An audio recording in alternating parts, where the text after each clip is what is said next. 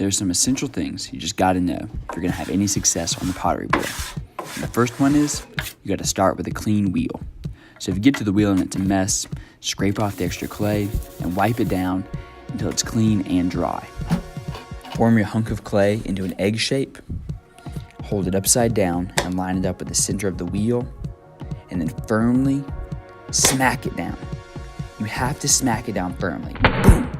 If you don't smack your clay down hard enough, as soon as you start to throw it, it's just gonna pop right off the wheel.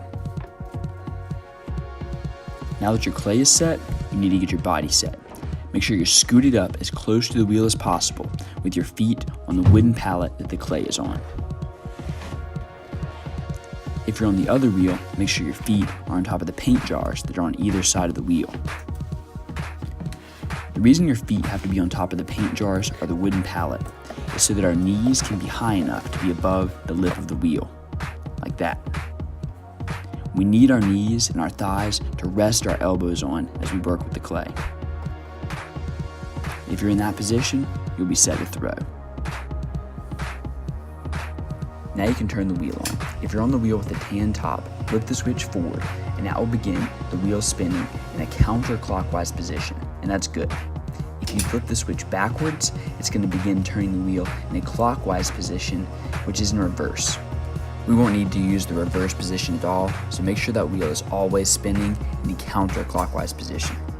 The other wheel, the gray wheel beside me in this video, does not have a reverse mode. It just has a slow and a regular setting, so flip the switch on the side of that wheel up for the regular setting. And now we're ready to get down to business by making sure that our hands are wet enough to slide easily across the clay. You should never feel like your hands are sticking against the clay or like there's a lot of friction.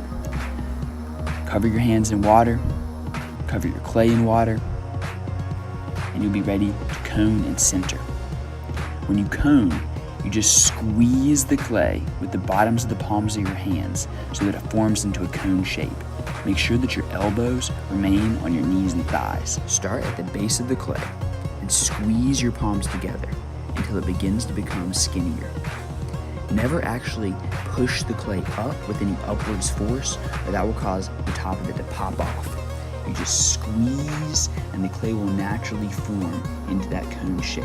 You can begin to slide your hands up the cone as it becomes taller, but continue just squeezing in and never using any upwards force. Once you have a cone, you are ready to center the clay back down by placing your left palm on top of the cone and your right hand on the side. You're going to push downwards and slightly right with your left hand and hold into the right with your right hand, pressing this down into a centered hockey puck.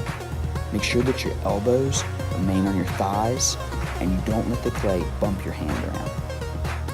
It will take more than one round of coning and centering to get that hockey puck dead center. So go ahead and cone it up again. Remember to squeeze and let the clay rise into a centered cone shape. Once you have a cone, use the palms of your hands to squeeze down and in to press the clay into a centered hockey puck shape. Once the clay is centered, hold your right hand on the side and press straight down with your middle fingers of your right hand.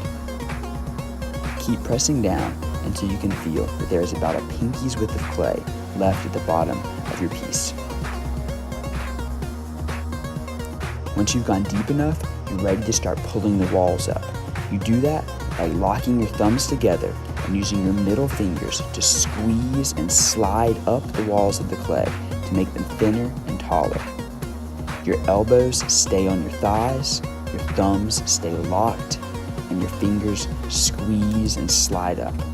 Think of your body like a machine as you do this. Begin squeezing at the very base of your mug until you can feel the clay becoming thinner between your fingers. And then slowly and firmly slide your fingers up the walls of the clay until you come all the way to the top. Do this very slowly and firmly. You can steady your piece and keep it from becoming too much of a bowl by wrapping your palms around it and squeezing in slightly. Keep making pulls until your walls are around pinky to pencil thick.